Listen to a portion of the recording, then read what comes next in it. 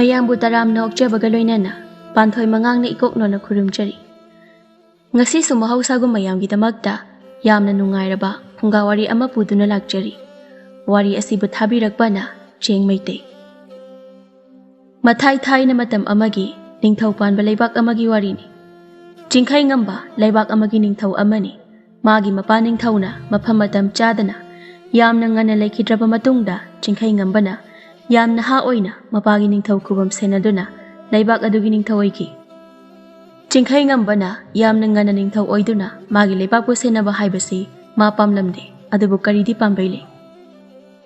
Kokasaida ain hek ibagi mahut sinduna ningthau oibadagi ining tamna sor honba phau phangtre. Masida amu isana pamda ima hoina ise nupi amu thijanbir adusu nupi ani suri. Haida hairaga napadi nupi tare thiramlibani. Ningthau haisidi aduni adani na hairkani.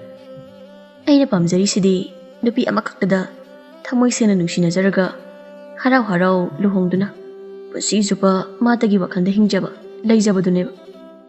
Kanade konungse inauni pa yaimada sinaramlaga saka pachaluki. Jingkai ngambana konunggi thabak singdo manawnu pa yaimada sinaramlaga mathanda saka pachalami. Jingkai ngambase ten kapada khut yamna chumba ta langbada mana palhaningba mafamda palhanba ngamba thang paiduna mi chamagi mamangda lewkhibada mi chamado mikup amada loishinba ngamba adugumba ningthau amasuni. Saji asidi onthokna phajakreda. Masi ten asina kapaga pharaki. Aduga magi mauna se khoktuna konungda thelaki. Makhongda pana pana chingkhrini. Hera nangna ngambra aina ngambra yengi he. Ching asigi wangmada chenthakrini. Phai kayam sangna chengi yengi. Ching asigi wangmada phajakraba khul amasu taba oire. Phajakreda masi khulsidi phajakraba uwa hainam lainam mayam si uraga pukning se inung nungsida. Aduga saji aduna karamba yumda chensinkraba. Jingkai ngambana saji adu sum thirakpada lai jakaubi leisabi nupi amana mamitagi mapidana kaptuna saji adu konduna leirami. Asuk minusi yaudana saji asiki makhongda machil tumlaba tensina karigi kapirino. Laija nangbo kaplanu kaidobagi nangna kaplaga saji asibu hatke haina tawriba miduna tabi dauba khangbi dauba sunatabaduba. Adugi sarukne saji aduda paliba tenjai ado lauthokpiraga hidak haptuna makhongda phi amana punsinbisi. Asuk minungsi sauraba nupi asibu kanabu oirigaba mana saji konduna kapasi uraga saji ase aigini haina manakta changduna lawba ai ngamdrene. Adubo changi changlaki saji lawba lawdaba nupi asigi maithongse ai amukta yenglamlaki. Kanano ibungo nangna nasada thango teno lan la iro aikhoigi khulsidi yam ingna chingna leijaba mihat mipur leitaba yam nungsina na leijaba khunine. Kari haiduna na ibu ai ningthau ni haina napal tawna haibasu talli. Ima kanano ibungo nang saubati yadi nangi thangten do ubadane isa nupi ase soidana kirani nang saubati yadi nang chatkroba. Onthokni kai danga sidi aibu halashirane. Ningthau amana tumina hankiba haibasisu taabada onthokna nungai kireda. Ngaiko nang jakhiba yaro. Kaigino laija nangna nupa ase amu khamlibade. Saji ase magi tena sina kapa soidana oiramgani.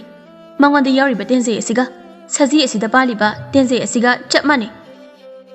Laijana mapi ira chena jingkai ngambada warauna sauna khamlakpa ubada jingkai ngamba swai laurami.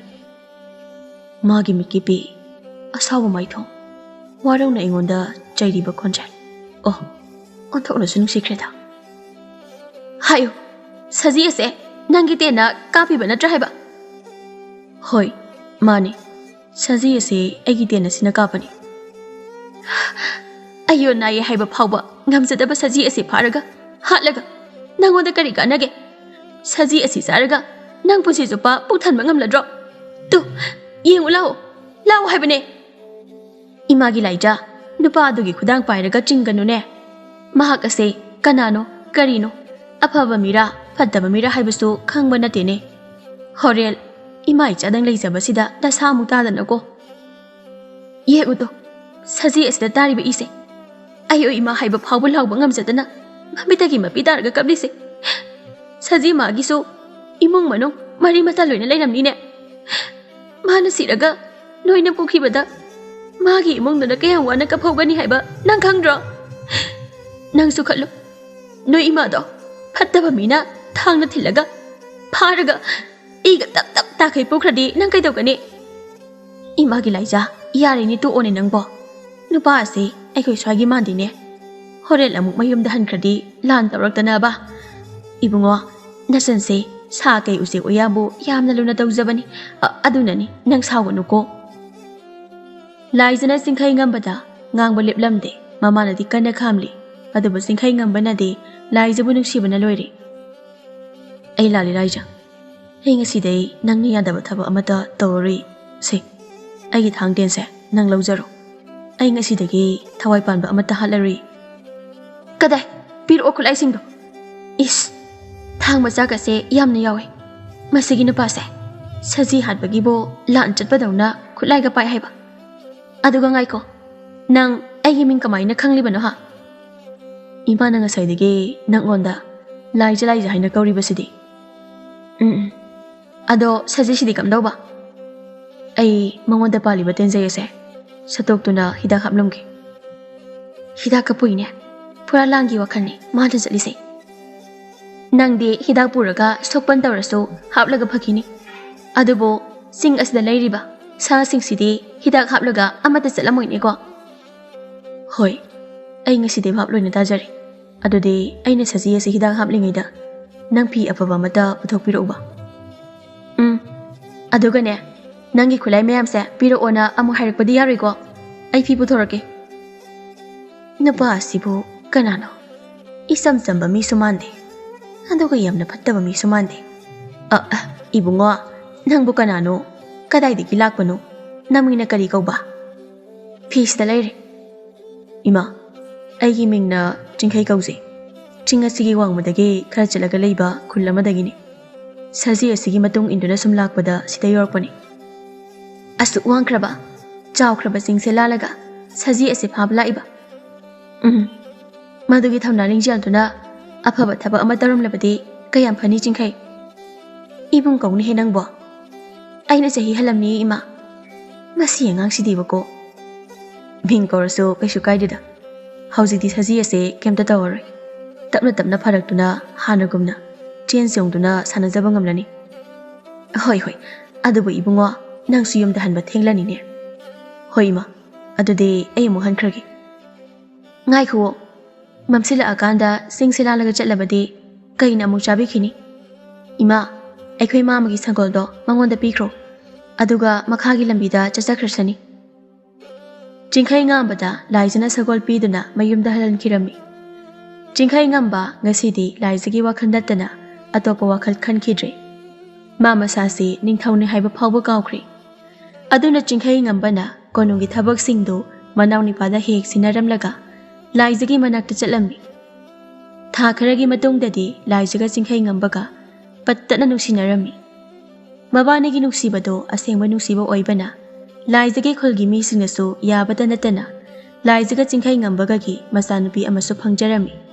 Asumna chingkhai ngambaga laijagagi masanupi malem laimana sahi tarani thoi tarahumdoi suba kanda manawni pa yaimana.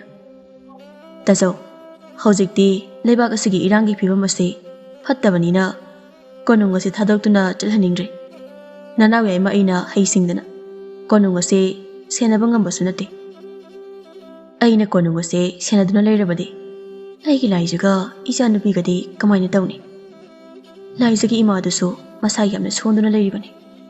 Konung asida puraklagi asu aina hana oidaba ngangkibanina hauji amu asengba hairaga laijagi chamjaraba thamoiduna aibu warokrabadi kamdawni. Aibu amuk lapna dawribra. Ai laijaga isamalem leimaga kainabadi ngamloi. Kaidare taso yamna matha saba amugumna leirabade. Tasawgi Aronba Wari amasu leiribra. Ngasi phawba tasawna konung ase thadotuna chalibasigi maram leiribra. Leiragadi nanaw yaimana khangba yaridabra. Maram lei. Maram do ngasidi ai nangonda hairaki. Nayamba aigi apamba pusidasu hairaki.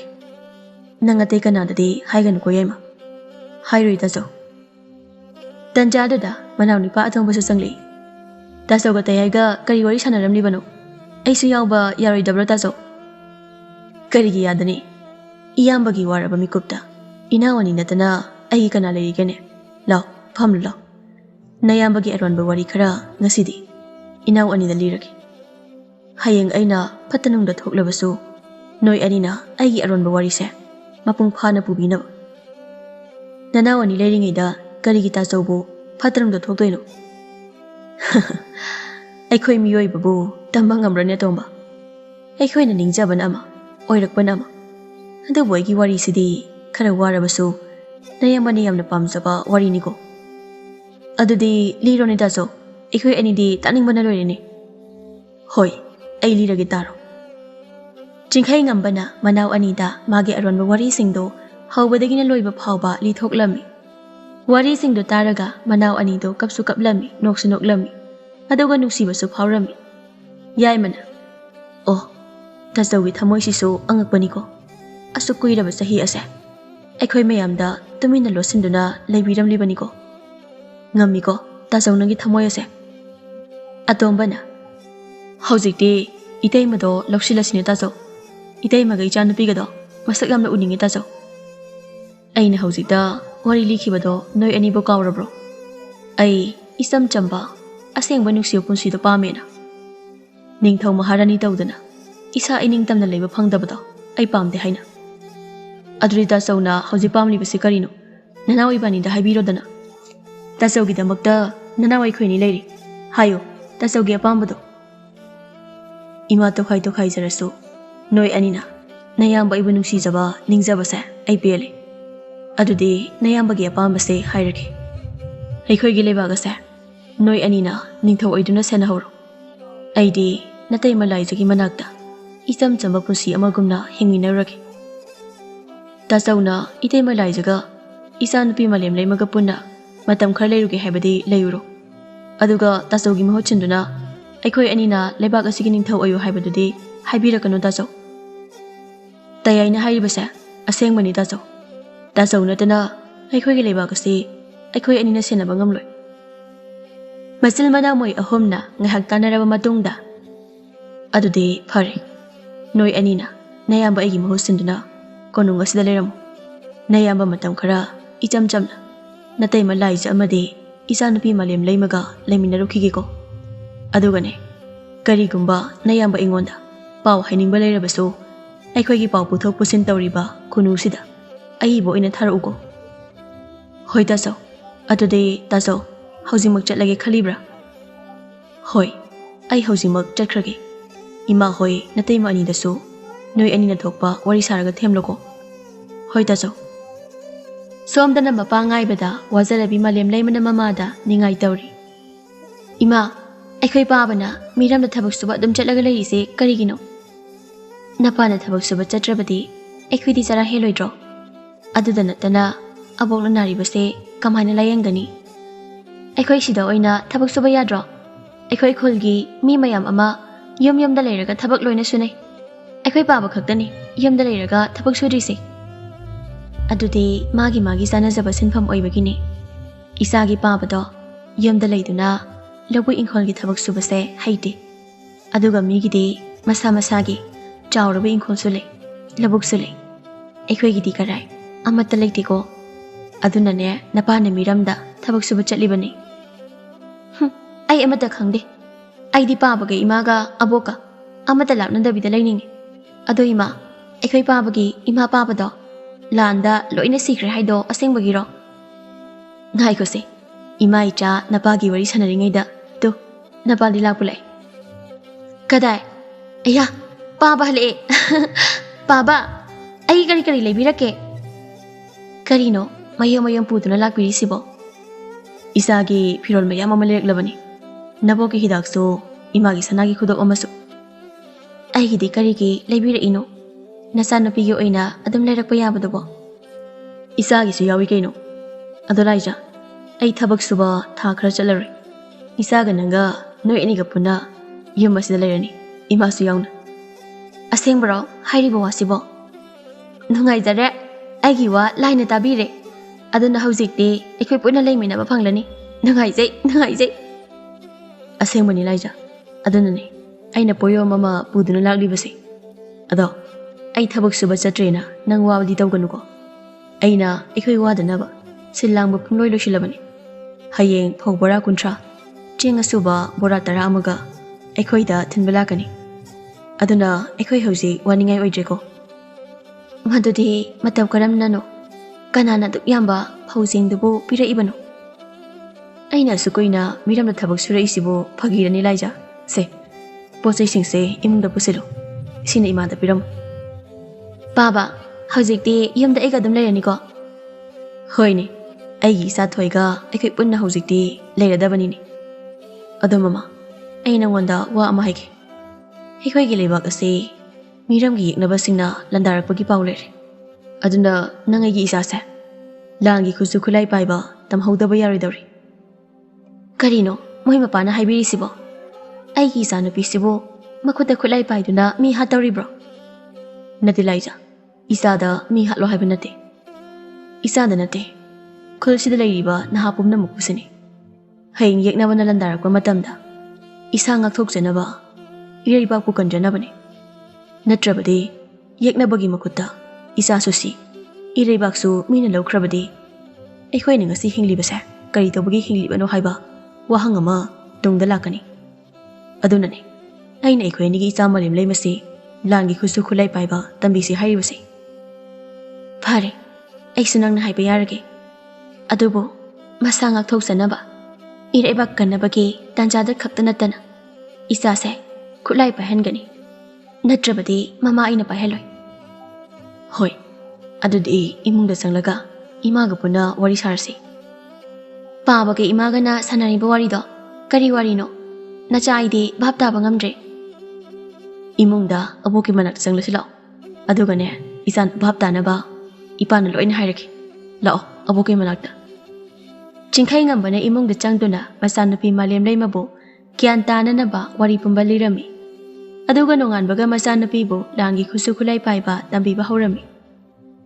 Chahi amagi matungdadi masanapi malim laimana mapagumna ten kapa talangba thang haiba yamna hirami. Somdana leibak adugi masida atopa leibaki lanmi singa irang sum leirambadagi khanghaudana chawraba lanjaw ama olaktuna leibak anigi marakta akanba lan haidu olaklami.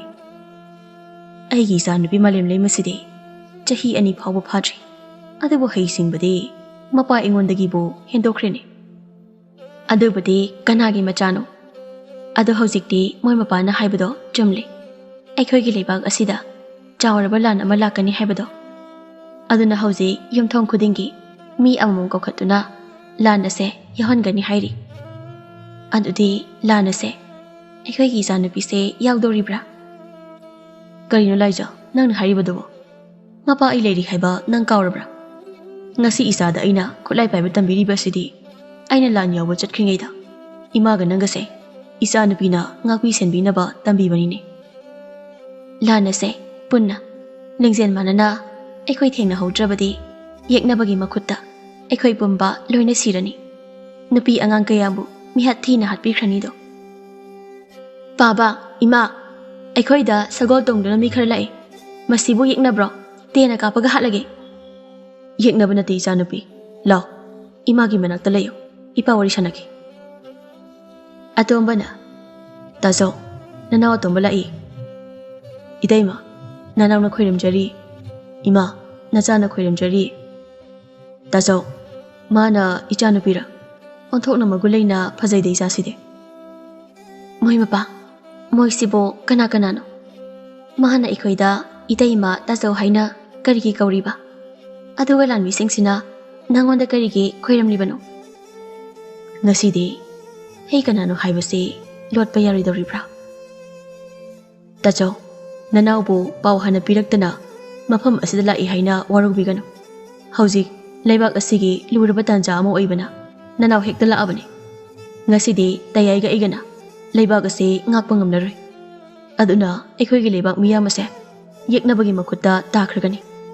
Aduna hauzikti tacho Tazau natana ꯑꯩꯈꯣꯏꯒꯤ ꯂꯩꯕꯥꯛ ꯑꯁꯤ ꯀꯟꯕ ꯉꯝꯂꯔꯣꯏꯅꯦ ꯃꯣꯏ ꯃꯄꯥ ꯃꯍꯥꯛ ꯑꯁꯤ ꯀꯅꯥꯅꯣ ꯑꯩ ꯌꯥꯝꯅ ꯄꯥꯈꯠꯂꯤ ꯏꯃꯥ ꯀꯔꯤꯒꯤ ꯄꯥꯈꯠꯂꯤꯅꯣ ꯅꯆꯥ ꯑꯩ ꯂꯩꯔꯤꯁꯤꯗꯤ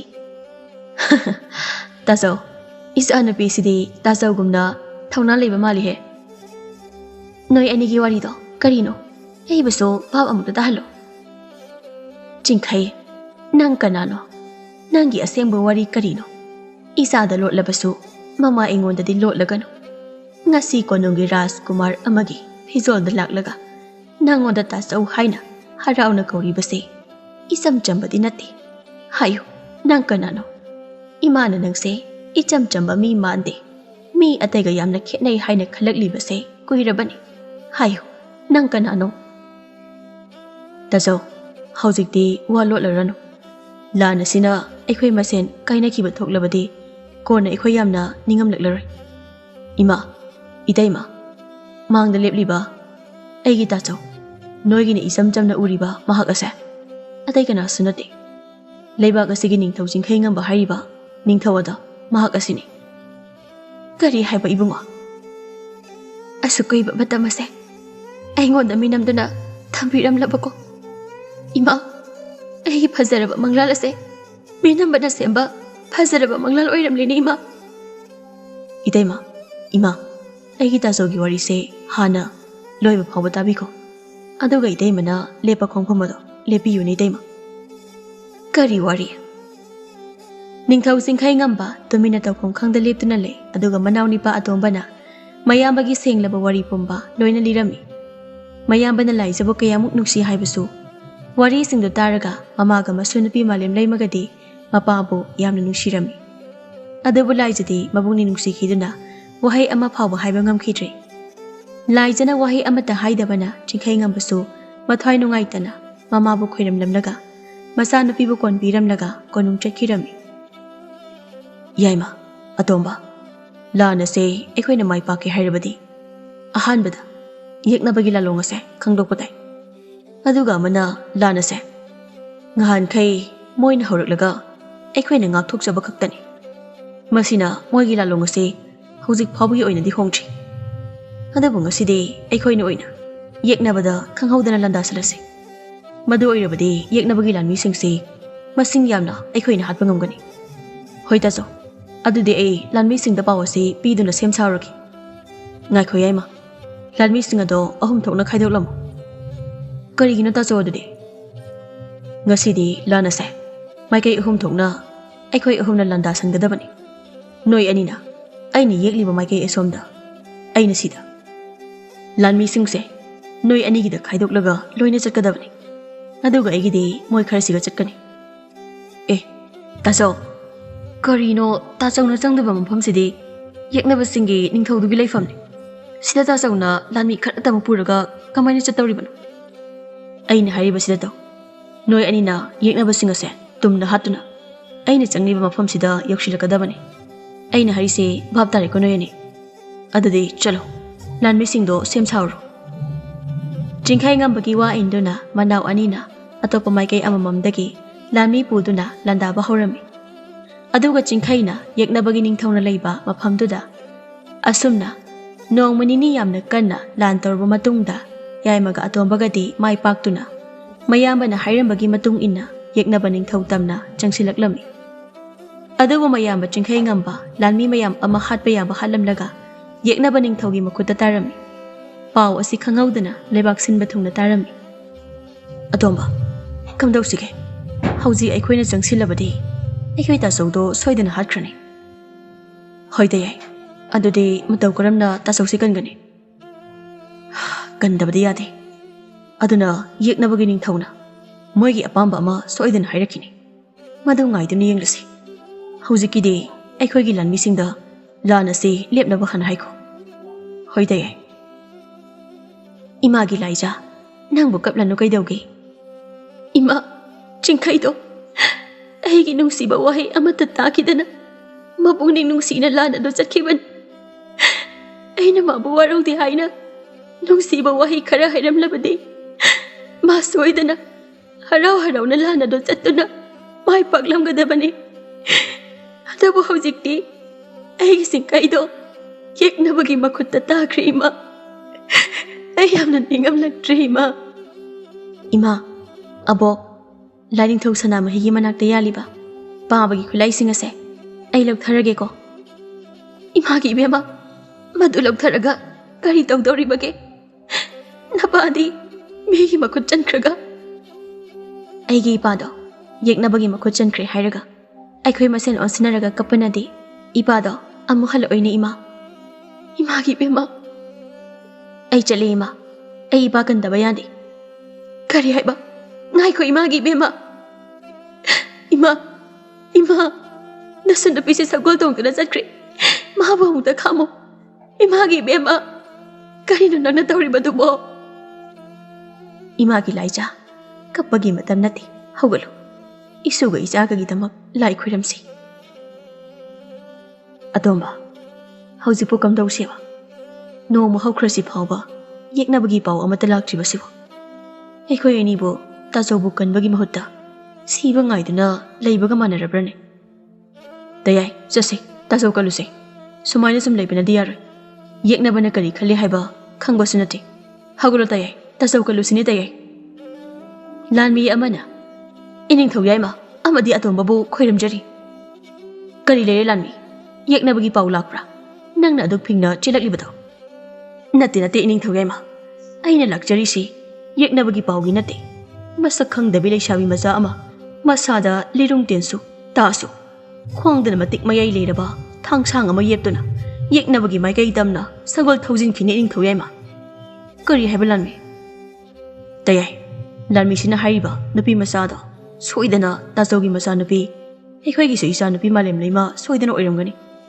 मपाबु कनबा चंगबा सोइदना ओइरमगनी लाव तयाय थेंथरगुमसि नंगना हाइदो असुंबरने अतोंबा अदु ओइरबदि लानमीसा सेम सारुहे येकनाबा तुमना हातुना इनिंग थौबु कलुरसि आदगिसु ओइबताय हेगी बाबु फादुना थमलिबा येकनाबगी मफम असे अदुदे इपाना ताकपिरंबा लालोंग सिजिनदुना येकनाबदगी ऐगी इपाबु कल्लगे ऐनदि मनाउनिपा अनिदो मयाम्बा कनबा सोइदना लाकनेना खल्लुबनी अदुगदि मोइना कीदना चेनख्रबा मालिने ओंथोनसु पांखिजेदा ननाउनिपा अनिदो नत्रगा नंग Shiva ngairiba jalo nangi mahut sinduna moi anina ningthau oinaba adusu yaroine aina moi ani do amu hat tabribanina iningthau masigi ningthau ase hadoklosi ma mathandana ekhoi gi yamlaba lanmi mayam ma hadokhrabani ekhoi di ningthau se manauni ba yai madura na khaluraga mayam tamthiba ma leram hadoklosi ningthau karinga mama amu nanthokhrabadi ekhoi soidana mai thiragani tumina layo ꯑꯩꯒꯤ ꯈꯨꯠ ꯆꯜꯂꯕ ꯃꯥꯕꯨ ꯀꯔꯝ ꯍꯥꯏꯅ ꯅꯥꯟꯊꯣꯛꯀꯗꯧꯔꯤꯕꯅꯣ ꯑꯩꯅ ꯉꯥꯏꯔꯤꯁꯦ ꯃꯅꯥꯎ ꯅꯤꯄꯥ ꯑꯅꯤꯗꯨꯅ ꯃꯌꯥꯝꯕ ꯀꯟꯕ ꯂꯥꯛꯄꯗꯨꯅꯤ ꯃꯌꯥꯝꯕ ꯀꯟꯕ ꯂꯥꯛꯄꯒ ꯃꯅꯥꯎ ꯅꯤꯄꯥ ꯑꯅꯤꯗꯨꯁꯨ ꯄꯨꯟꯅ ꯍꯥꯠꯇꯧꯔꯤꯕꯅꯤ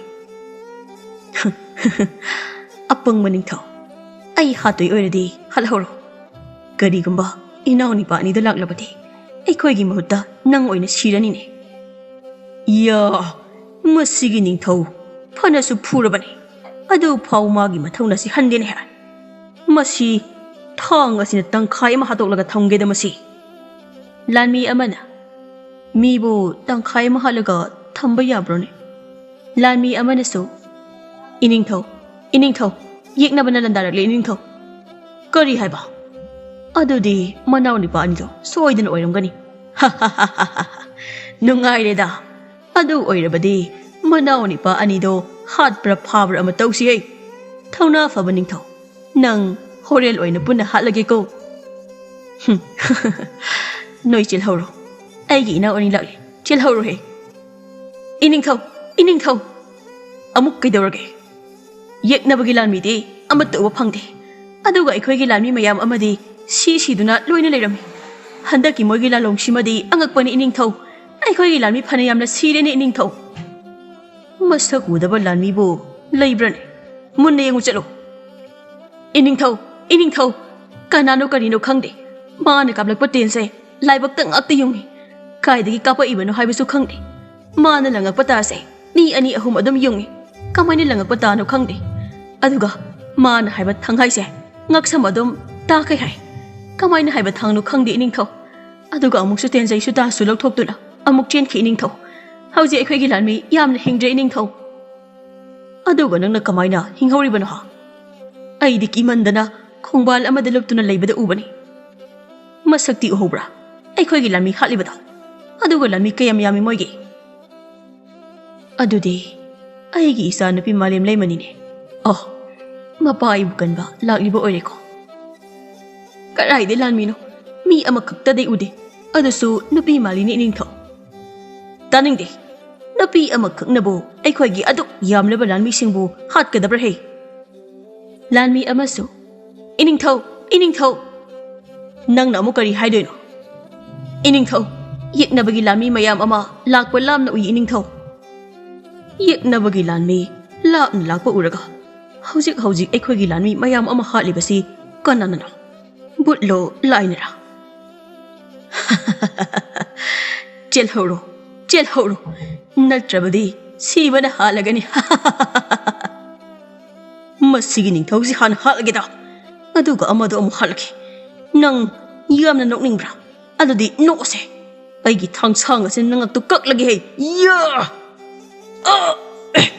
phaure sire kanano hegi phawdok he ta langa ibsiwa ekhoi gi ningthau ta ni yungkhre amana aidi tena yunge ai su tena pale baba naza lakle ipa kanba ai gi lanmi loina halaba ko nangi na chanupi asak yamna tamthibi ama lei haibade nang han haiba kaidawi ha adu oirabade ekhoi atopa leibak amado oina landaramganidana aigi ipabu tamthina phadana pullaga thamliba ningthause nang oire adudi nanga kana saga tongan tarone ko tana thinbasi phawba pendriba kamdawi atomba yeknabagi lanmi mayam sidi aikhoina hatringaida loina siraga leiramlene hoite sidi ai angabu phawide tasaugi machanupi malem leimanabu asuk yamlaba lanmi singsibu hatlamgadrane adunine as chumna kapaga langaga yalaga halida khwatsiga hairadi ekhoi tasauga manakreda tayai yengbiu tu tasau se isa malem leimana samduna puthorakle kadai inausa nayaba hilini he tasau nana wani na lakpa khara thengkhre nana wani bo ngakpiu ko tasau aduga thauna lebi ichanupi nakhura ani se ngasidi isa gi thauna si ubada pele he mayam isa napi malem leimana yai phare haina kanna lawhe lanmi singna malem leimana yai phare haiduna lawrami asumna malem leimana mapaning thokanduna konungda puraklami pau asi leibak sinba thungna su tanarami aduna mama laijaga mabokado haraubana loirami khulgi miyam so khangnaраktuna laizgi manakta laktuna harabu phongdoknarami asumna namai kharani haukhri chingkhai ngambana manaw anida ningthau sinaramlaga masanapi malem leimana puduna magi nushirabi napi laizagi manakta asamba punsi amagi damakta amuk laklami adabu laibaki karigumba arumba mikuptadi mayamba chingkhai ngamba adum yaurami aduna hojikti chingkhai ngambana phana chamna yamna nungsiba punsi amada hingjarabasu leibak miyamna khwaidagi nungsiba ningthaudi ma adum oirami aduga laijaga machanapi malem leimagasu miyamna khwaidagi nungsiba haido oikhirami